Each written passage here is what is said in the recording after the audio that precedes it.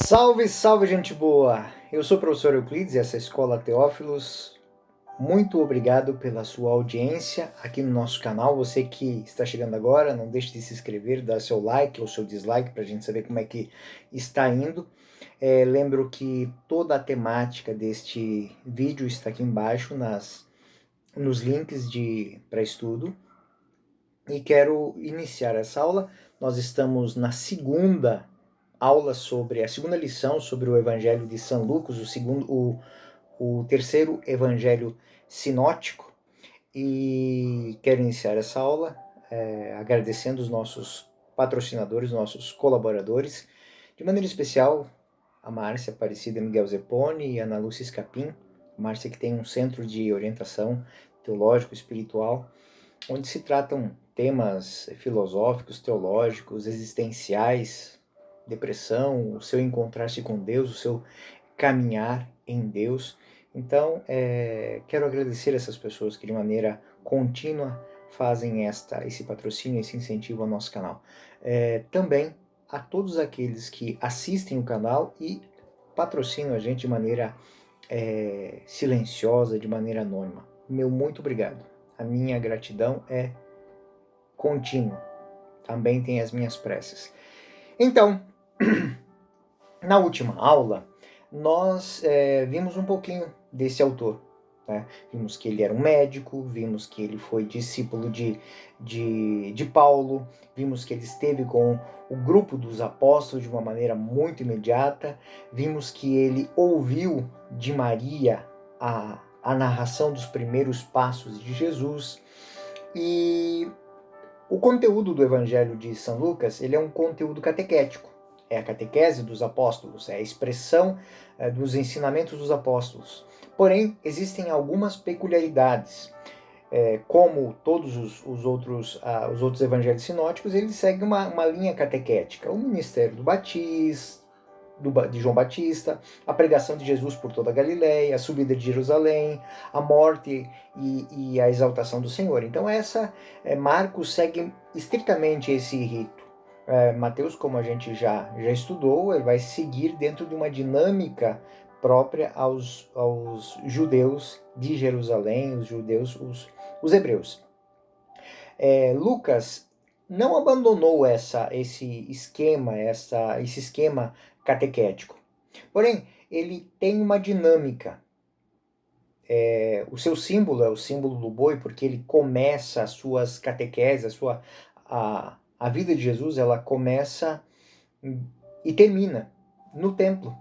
Ou seja, toda a dinâmica, ela sai do templo. Então, Zacarias, diante das funções sacerdotais, recebe o anúncio do anjo. Esse anjo diz que a sua esposa, Isabel, vai ter um filho. Esse é João Batista, o precursor. Isso inicia dentro do templo. E a última cena do templo, no capítulo 24, nós vamos ver, é os apóstolos voltando para Jerusalém e indo ao templo louvar a Deus. Ou seja, começando a sua dinâmica. Então, é um evangelho que vai tocar muito nas questões como a ação do Espírito Santo, a pobreza, a misericórdia, e um tema que, para mim, é muito caro, o tema do Espírito Santo. A misericórdia de Deus que se manifesta. Então, nós vamos, nesta aula, trabalhar esses temas. Então, essa temática, Jesus é o homem que se aproxima de Jerusalém. Ele vai a Jerusalém. No capítulo Lucas 9, Jesus inicia uma viagem para Jerusalém. Lucas 9:51. O versículo diz exatamente isso. Como se aproximasse o tempo em que havia de ser arrebatado deste mundo, Jesus tomou resolutamente o caminho de Jerusalém. O que significa esse resolutamente? Ou seja, a minha missão é essa. Vou enfrentá-la e vou seguir até o fim. Essa viagem ela só vai terminar no capítulo 19. Ou seja, depois dessas palavras, Jesus foi procedendo o caminho que sobe a Jerusalém. Em Jerusalém é que acontece o mistério da paixão, morte e ressurreição. Então, Lucas trabalha muito esta questão do templo, Ele está sempre a caminho de Jerusalém. Nós pegamos isso no capítulo 13, no capítulo 17, no capítulo 18, 19. Sempre vai ter essa expressão, a caminho de Jerusalém. Então, Lucas 13, 22. Sempre a caminho de Jerusalém, Jesus ia atravessando as cidades e aldeias e nelas ensinava. Lucas 17, 11. Sempre em caminho para Jerusalém, Jesus passava pelos confins da Samaria e da Galileia. Lucas 18, 31. Em seguida, tomou à parte os 12 e disse: Eis que subimos para Jerusalém. Tudo o que foi escrito pelos profetas a respeito do Filho do Homem será cumprido. E no capítulo 19, versículo 11 e também no 28. Ouviram-no falar. Como estava perto de Jerusalém, alguns se persuadiam de que o reino de Deus havia de se manifestar brevemente. E ele acrescentou uma parábola. Depois dessas palavras, Jesus foi precedendo no caminho que sobe a Jerusalém, ou seja, tomou a frente para Jerusalém. Então, Jerusalém é o local da morte e ressurreição. É o local onde isso vai acontecer. Jesus, no capítulo 24, 49, ele dá uma ordem. Uma vez em Jerusalém, permaneçam em Jerusalém até serem revestidos da força do alto. Então, Jerusalém, o templo, é, para Lucas, o ponto de expansão de toda a graça, de toda a misericórdia, de toda a renovação que o mundo precisa. Os apóstolos cumprem essa ordem de modo que o fim do evangelho corresponde também ao começo. Ou seja, na narração que nós temos de Zacarias no templo e de Maria, a anunciação é que eles serão abençoados pelo Espírito Santo. A mesma coisa acontece com os apóstolos em Jerusalém. É um período de gestação para que o Espírito possa ser derramado sobre eles e eles possam dar a luz. E se tornar, de fato, os profetas, aqueles que vão dar testemunho dessas coisas, aqueles que vão ser chamados a levar o Evangelho ao mundo, não falando por eles, pelas suas convicções próprias, mas impelidos pelo Espírito Santo. Jesus, em toda a sua caminhada para Jerusalém, é impelido pelo Espírito Santo, ele é conduzido. Então, a chave de leitura do Evangelho de Lucas é esta. É um grande profeta impulsionado pelo Espírito, né? Que não vai ser aceito em sua pátria. Nós temos isso em várias citações, como nenhum profeta é. Esse profeta também, ele só age se lhe dão espaço. Ele não é violento, ele não é impositivo. Vamos dar o exemplo. Jesus vai a Nazaré, e em Nazaré ele faz poucas coisas. Por quê? Porque eles não o reconheceram. Então, o profeta apresentado por Lucas é alguém que está para o mundo como porta-voz de uma grande transformação. Mas Lucas deixa bem claro, não é um simples profeta. É o Filho de Deus feito homem. Essa filiação nós vamos encontrar em Lucas 1, 32 ao 35. Será grande, será chamado Filho do Altíssimo. Versículo 33. E seu reino não terá fim. E termina o versículo 35. O Espírito Santo descerá sobre ti, e a força do Altíssimo te envolverá com sua sombra. Por isso, o ente santo que nascer de ti será chamado Filho de Deus. Então, é o profeta, é o que fala em nome de Deus, mas é o próprio Deus a falar.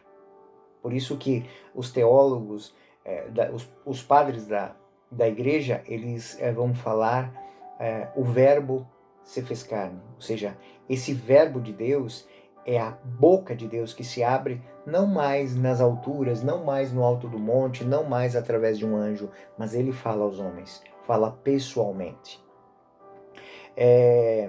Lucas também gosta de trabalhar antíteses dentro da sua dinâmica de estudo. Por quê? Porque, de uma maneira, Lucas trabalha muito valores sapienciais. Ou seja, existe sempre um contraponto entre aquilo que as posturas são muito colocadas numa balança para que as pessoas possam pensar na sua vida. Então, a aparição do anjo são dois anúncios. Um a Zacarias, que é incrédulo, Outra Maria, plena do Espírito Santo, cheia de fé, que faz um cântico profético.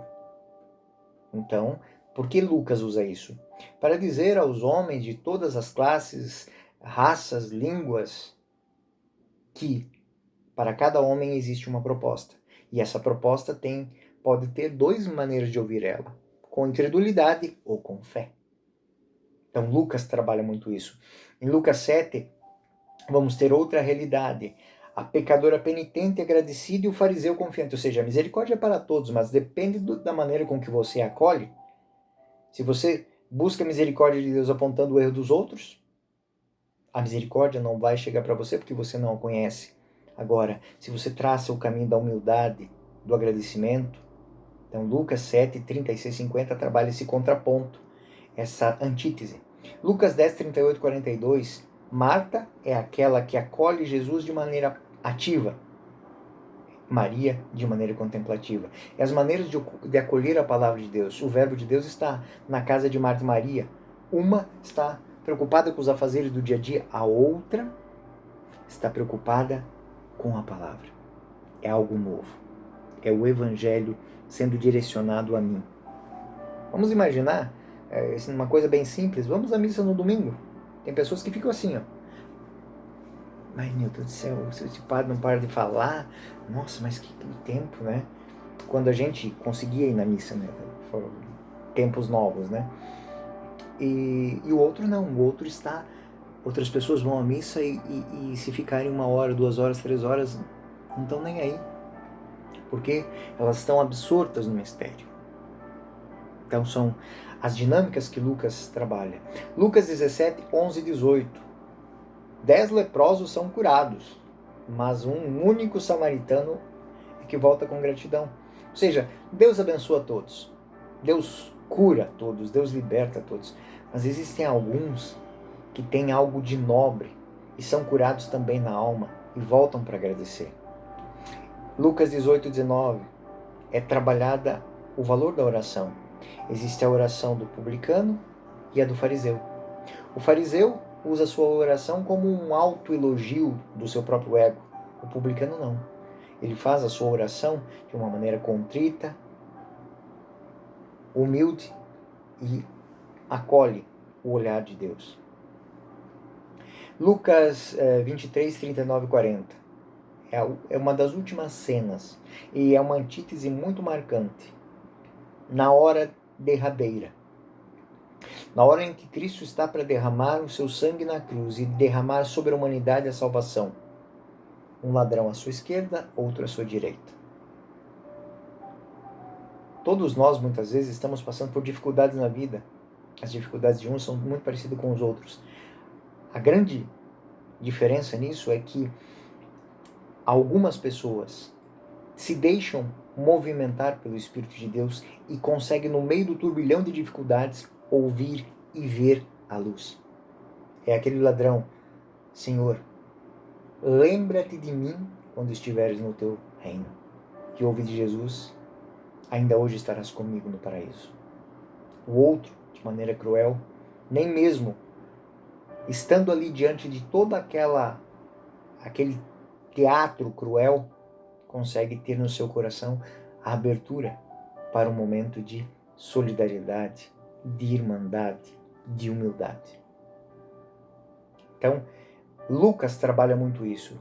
Por quê? Porque na sua catequese ele vai falar a pessoas que estão atentas a este novo caminho de espiritualidade, de mudança de vida, de mudança de costumes, que estão cansados com as evangelia dos imperadores romanos, que prometiam mudanças, melhoras para os povos que eles dominavam. Mas o povo continuava sendo dominado. O evangelho tem uma grande novidade.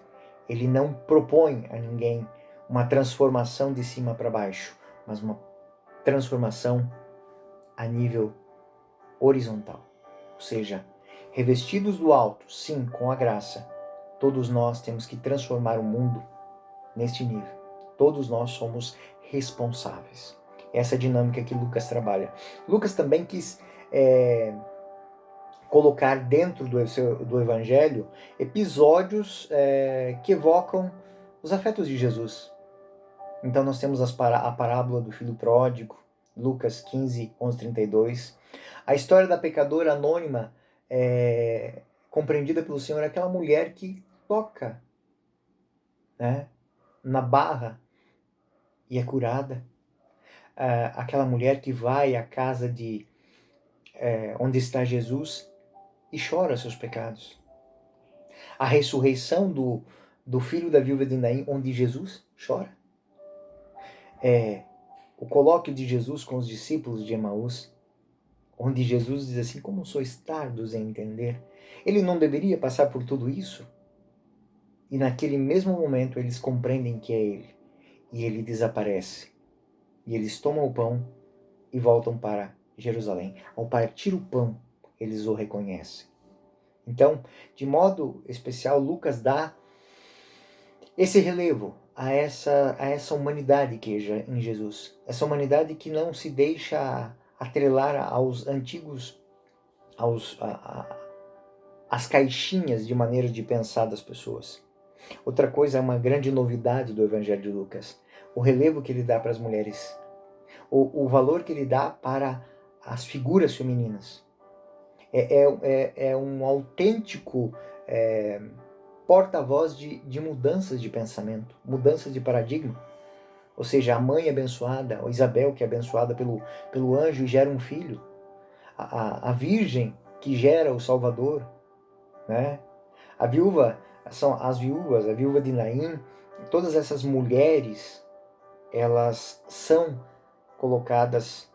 A viúva que está no templo louvando junto com Simeão, Ana, né?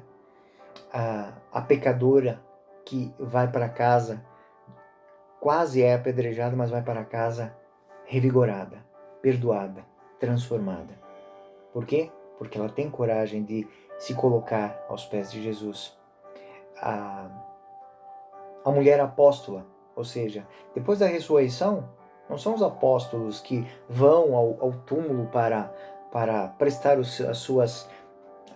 sua homenagem. São mulheres. E essas mulheres colhem da boca do próprio Salvador: ide aos meus e dizei que eu ressuscitei. E elas correm para dar a notícia, a boa nova. Então, isso é algo que transforma a vida das pessoas daquele tempo, as pessoas que ouviriam esse evangelho. Então, Jesus também, ele quis omitir e mitigar alguns traços que pareciam demasiado duros. Ou seja, no evangelho de Lucas, a repreensão de Pedro por parte de Jesus, ela é acalentada. Ela não é tão forte como em Mateus e nem como em Marcos, que chega a ser ríspido. O morticínio de João Batista é tratado em Lucas de uma maneira muito mais suave. Então, em Jesus também, os escarros infligidos em Jesus, ele não é narrado de uma maneira cruel, dura, mas é narrado com um chamado à profundidade. É algo cruel? Sim, é. Mas ele tem que passar por isso. E ele abraça esse. A flagelação, a coração de espinhos também, elas são tratadas dentro de uma dinâmica mais voltada para o espiritual, não tanto pela crueldade do que foi feito, que era o tema de Mateus, ou seja, mostrar que Jesus, pelos romanos, ele foi, né? Então, a expulsão de Jesus, que Jesus faz dos vendilhões do templo, em Lucas, por exemplo, sumariamente mencionada, né? A história da paixão, Pilatos foi poupado por Lucas. Por quê? Porque o evangelho que ele está escrevendo é destinado aos romanos, é destinado aos gregos, é destinado aos gentios. Então ele não quer causar nada que dê a impressão de que Jesus é vingativo, de que Jesus vai fazer se cumprir o dia da ira do Senhor. Mais adiante, nós vemos que Mateus, Marcos e Lucas citam Isaías, o dia da graça do Senhor. O dia da graça do Senhor termina ali a narração. ele não coloca o dia da ira, o dia da graça. Então, esse dia da graça é para toda a humanidade, é para todos os povos. Então, é o evangelho que traz a salvação e a misericórdia para judeus e para gentios. Então, se nós pegarmos a genealogia que está em Lucas 3, 23, 38, nós vamos ver que na genealogia, diferente da de Mateus, na genealogia de Lucas, Jesus é filho de Adão. Ou seja, não é apenas filho de Abraão, filho de Davi, como em Mateus capítulo 1, versículo 1, mas é filho de Adão. Lucas 3,38. Ele é filho de Adão, ou seja, toda a humanidade se irmana nele. Ele é um conosco. Essa é uma grande realidade, talvez a mais bonita. Ou seja, na genealogia dele também tem homens, judeus e gentios. Esses homens a quem Lucas está destinando são homens que esperam uma boa nova. Eles estão cansados com as mensagens de paz e bonança dos Césares, as Evangelia. Existem duas palavras, né? A boa nova, o Evangelion, a boa nova, e a Evangelia, que seria as mensagens que os Césares mandavam aos povos. Geralmente mandava aquela mensagem de prosperidade para aumentar os impostos, dizendo que o povo tinha conseguido crescer e agora os impostos seriam aumentados. Então, é uma dinâmica nova. É uma dinâmica que transforma o pensamento dos homens. Nós vamos, dentro da temática de Lucas, nós vamos perceber que as palavras de Jesus ressoam a mensagem de salvação universal. Ou seja, todas as vezes que há um envio em Lucas, nós vamos perceber que esse envio direcionado aos apóstolos é para que se pregue a penitência, a remissão dos pecados a todas as nações. Lucas 24, 46, nós vemos no versículo 47 exatamente essa expressão, a todas as nações. Versículo 49, eu vos mandarei o prometido do Pai. Entretanto, permanecei na cidade até serem revestidos da força do alto. Ou seja, eles estarão preparados para ir às nações revestidos com esse poder. Ele é o Salvador de todos e é o portador do perdão. O Evangelho de Lucas tem até algumas parábolas específicas dele. As parábolas da misericórdia, que seria o filho pródigo, a dracma perdida, o tesouro. Então, essas temáticas vão mostrar que Jesus dá um exemplo de perdão. A pecadora agraciada, a mulher encurvada, Zaqueu, o publicano. Então, e no alto da cruz ele usa aquela expressão, Pai, Pai, perdoai-lhes porque não sabem o que fazem. Então, essa dinâmica de misericórdia é muito bonita em Lucas. Lucas não se refere a outra coisa interessante, que Lucas, um episódio da figueira amaldiçoada que seca, Lucas mitiga ela, ele não aparece uma parábola que é própria de Lucas, ou seja, Lucas 13, 6 a 9. É uma parábola própria, só tem Lucas. E olha o conteúdo dela. E disse-lhes também esta comparação. Um homem havia plantado uma figueira na sua vinha. E indo buscar fruto, não achou. Disse o viticultor, eis que 3 anos há que tenho procurado fruto nesta figueira, e não a acho. Corta, para que ainda ocupa inutilmente, porque ela ainda ocupa inutilmente o terreno.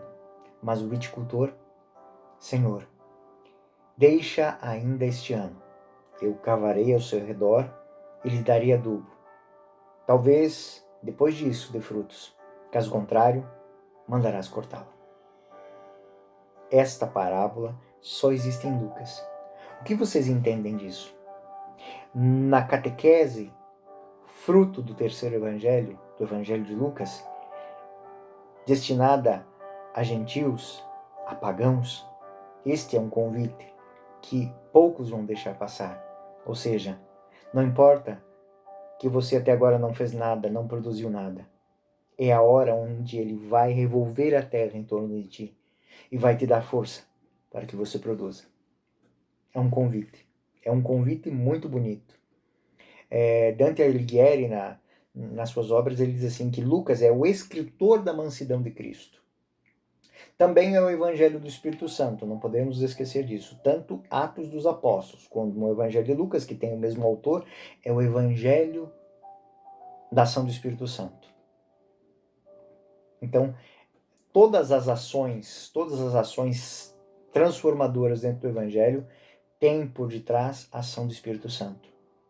Ele é aquele que inspira misericórdia, ele é aquele que dá a vida, é aquele que cura, aquele que transforma, aquele que liberta, aquele que traz misericórdia, mas é aquele que também inspira a oração, a gratidão, o afeto, o reconhecimento.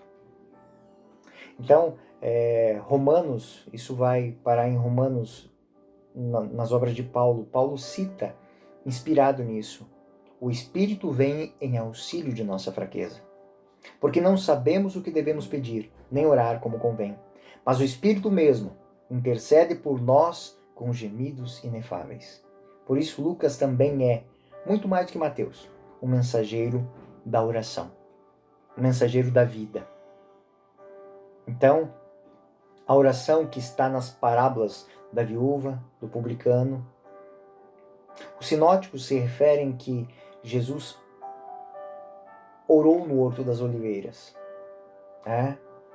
Marcos acrescenta que ele se retirou para o deserto, mas em Lucas são 9 ocasiões que não estão nos sinóticos. São mais 9 momentos em que Jesus se reuniu com os apóstolos para rezar, Jesus se retirou para rezar. É o único que também consigna, ou seja, reúne cânticos solenes que vieram parar na nossa liturgia. O Magnificat, Lucas 1, 46 e 55, o Cântico de Zacarias 1, 68 e 79, o Cântico de Simeão, Lucas 2, 29 e 32, e um que talvez poucas pessoas se dão conta de que é um cântico evangélico. Lucas 2, 14, o Canto dos Anjos. Glória a Deus no mais alto dos céus, e na terra paz aos homens, por ele bem amados. Então, esta é uma das grandes marcas de Lucas. É alguém que, tanto a oração pessoal, impelida pelo Espírito Santo, tanto a oração comunitária, cativada, motivada e agregada pelo Espírito Santo, ela é motivada. Ou seja, em Lucas nós vamos encontrar uma palavra que é própria dele: louvar a Deus. Lucas 24, 53, termina o Evangelho, inicia o Evangelho, Lucas 1, 64, Lucas 1, 64, está Maria louvando a Deus. Lucas 24, 53, os apóstolos voltam ao templo para louvar a Deus, com grande júbilo. Outra marca, Lucas também é o Evangelho da alegria. Os pobres de Israel, os Anauim do século VI a.C., são tocados, ou seja, Jesus, ele transmite os seus ensinamentos independente da sua pobreza. Ele não tem onde reclinar a cabeça, Lucas 9, 58. Lucas 2, 7, ele se deixa acolher por uma manjedoura, o coxo de animais. Lucas 2, 24, ele recebe a oferta dos pobres. Quando vai levar as ofertas no templo, são a oferta dos pobres, das pombinhas. Lucas 8, 12, anunciado aos pastores. Então, as pessoas simples. Lucas, ele faz da pobreza de Jesus uma ferramenta de penetração. Muitas pessoas nunca vão experimentar a riqueza. Pensem nisso. Mas poucas pessoas, e essas pessoas têm que se sentir muito felizes, vão experimentar a graça e a glória de Deus. Através do quê? Dos momentos de dor, de sofrimento, onde você só tem uma única confiança: Ele não te abandona. Então, a dinâmica dentro do Evangelho, ela é muito bonita dentro de Lucas. As parábolas, elas têm em Lucas sempre uma perspectiva sapiencial que eu disse, ou seja, ele nos faz pensar, ele nos faz refletir, ele nos faz tomar consciência de que ele está no nosso meio. Ou seja, até nas bem-aventuranças que vai se falar da pobreza, Lucas não está tão ligado à pobreza moral, ética, mas ele está falando também da pobreza física, das pessoas que passam fome e que são objetos da misericórdia e do amor do homem. Por isso, gente boa, o Evangelho de São Lucas é o Evangelho da oração, da misericórdia, do perdão e do Espírito Santo, onde Jesus faz uma pergunta. Você quer essa vida para você? Você busca essa salvação? Então, se deixe tocar pelo Espírito Santo, pela graça de Deus. E eu aqui finalizo mais essa aula dizendo que na próxima nós teremos na sequência o Evangelho de São João e depois de São João nós vamos fazer uma compilação de todos os evangelhos, o ponto a ponto teológico de cada um dentro da sua estrutura. Eu sou o professor Euclides, essa é a Escola Teófilos. Muito obrigado pela sua presença no nosso canal, muito obrigado pela sua participação e colaboração nos estudos. Fiquem com Deus, até a próxima. Deus os guarde, uma feliz e santa Páscoa.